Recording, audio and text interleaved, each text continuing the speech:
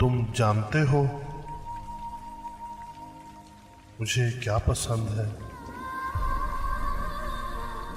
बरसती बारिश, समंदर की लहरें, फूलों की खुशबू, चांदनी रातें,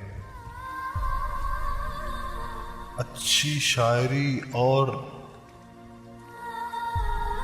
सबसे ज्यादा इस तहरीर का पहला लफ्ज़।